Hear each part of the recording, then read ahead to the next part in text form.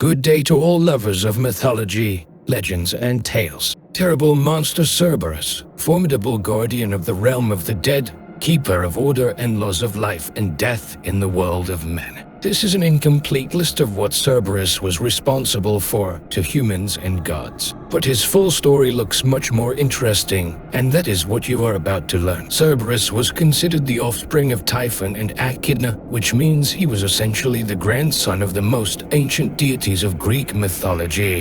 That is, the grandson of Gaia and Tartarus in the line of Typhon, as it would be. But Cerberus himself was born as a result of the connection of the two strongest and most terrible beings of the time. As we know, Typhon was defeated with difficulty by Zeus himself, and not without the help of the Olympians, who originally escaped to Egypt altogether. As for Echidna, the legends say that she was killed either by Hercules or Oedipus, but there are also sources which say that the Echidna was spared at the trial of the gods and was sent into exile, presumably in France, Gaul, where she appears as a Vovra, a burning snake. In fact, it is not surprising that Cerberus himself had a rather interesting appearance. He was always portrayed as a dog, but his resemblance was always that of a dog. Some sources said that Cerberus was a 100-headed dog. He had shark teeth in each mouth, a poisonous snake, or dragon's tail instead of a tail, and vipers instead of a tail.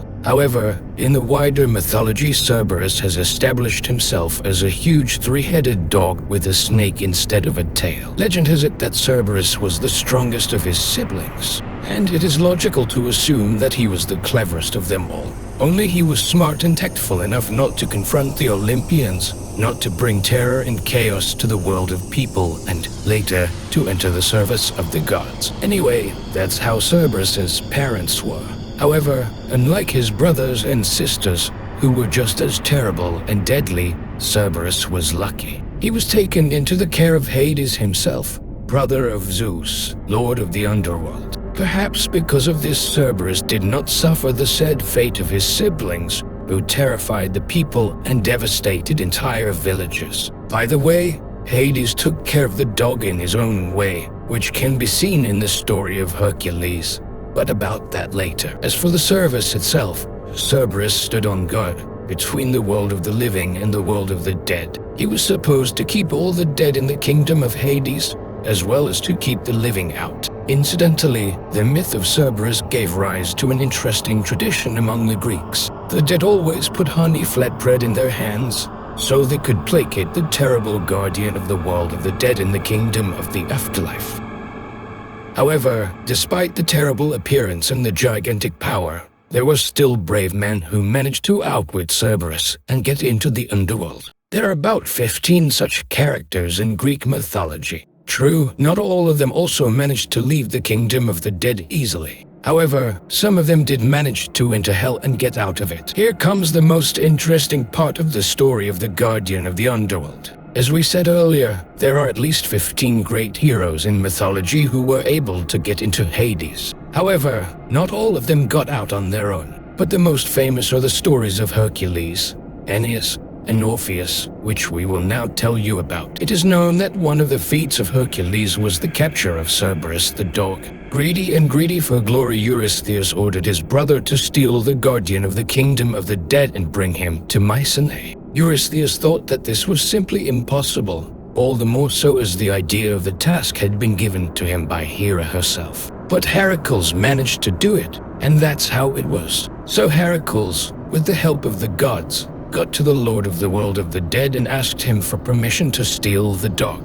Hades was imbued with Hercules' deeds, and he also understood that he was only doing someone else's will, so he did not disobey the hero. However, he set a strict condition. Heracles could take the dog with him, but only if he could defeat him without weapons and if he did not cause Cerberus any serious harm. Heracles had no choice, so he went to Cerberus. However, the guardian of the underworld did not want to leave his post at all. Moreover, he was not a puppet worth displaying. A fierce battle ensued between him and Heracles, but the son of Zeus wore armor made of the skin of the Nemean lion, which even Cerberus, with his power, could not bite or burn through. In the end, Heracles dodged and slightly strangled Cerberus. The latter had no choice but to accept the hero's terms and go with him to Eurystheus. As for the Mycenaean king, he almost pissed his pants as soon as he heard Cerberus' menacing growl, without even seeing him.